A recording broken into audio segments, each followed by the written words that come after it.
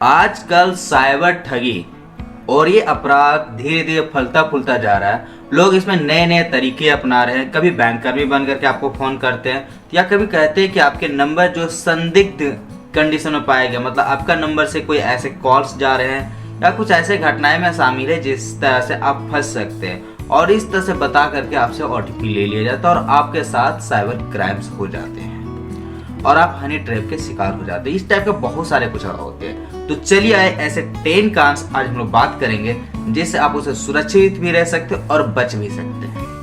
Number 1, custom जो है parcel पकड़े जाने की अवस्था में। उन लोग कहते हैं कि आपके कुछ ऐसे पार्सल है जो संदिग्ध अवस्था में पकड़े गए।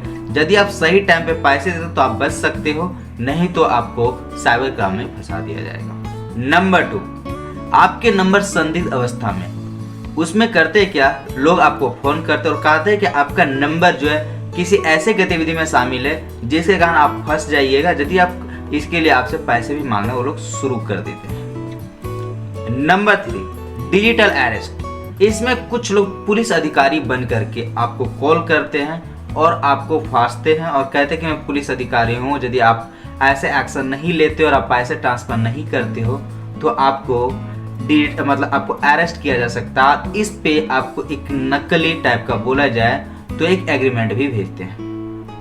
नंबर 4, परिवार के सदस्य की गिरफ्तारी।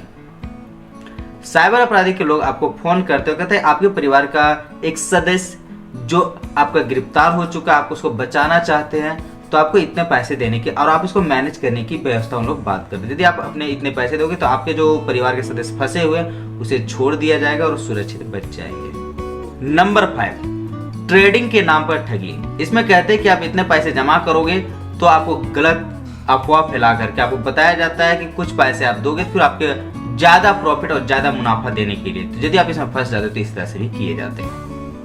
नंबर 6, टास्क पूरा करने के संबंध में। इसमें करते हैं कि आपको कुछ ऐसे टास्क दिए जाते हैं जिससे आप कभी भी कंप्लीट कर ही ना सको, और जब वो टास्क आप कंप्लीट नहीं कर पाते हो तो आप पे फिर जुर्माना लगाया जाता है, फाइन लगाया जाता है और फिर पैसे की ठगी का प्रोसेस शुरू हो जाता है।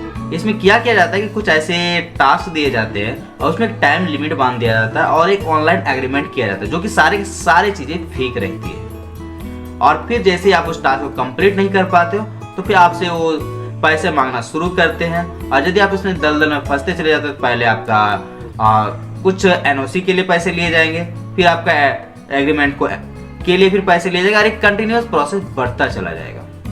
नंबर 7, क्रेडिट कार्ड के नाम पर भी करते हैं ठगी। उसमें करते हैं क्या, सबसे पहले आपको झांसा लगा देते हैं और कहते हैं कि आपके क्रेडिट कार्ड से फ्रॉड हो रहा है, और इस क्रम में आपको क्रेडिट कार्ड पे एक ओटीपी भेजते हैं और आप ओटीपी दे देते हो, फिर आपके साथ साइबर क्राइम हो जाता है। कुछ पैसे के पूरी अकाउंट आपकी खाली हो जाती है। नंबर 8, पैसे गलत ट्रांसफर होने के संबंध में। लोग कहते हैं कि हमारे कुछ पैसे जो आपके अकाउंट में गलती से चले गए आप उसे ट्रांसफर कर दे। इस नाम पर भी कुछ लोग ठगी करना शुरू कर देंगे। नंबर 9, आपका केवाईसी एक्सपायर होने के संबंध में। लोग कहते हैं कि आपका केवाईसी जो बैंक का वो एक्सपायर हो चुका है, जिसके लिए आप अपने आधार कार्ड पे डाला गया जिसमें आपका ओटीपी गया और वो ओटीपी बताएं, और उस ओटीपी बताने पे आपके साथ आपका अकाउंट पूरा खाली हो जाता है। नंबर 10, टैक्स रिफंड करने के नाम पर अपराधी खुद को टैक्स अफसर बताते हैं और बताते हैं कि टैक्स रिफंड करने के नाम पर बैंक डिजिटल करके भी ठगी कर लेते हैं।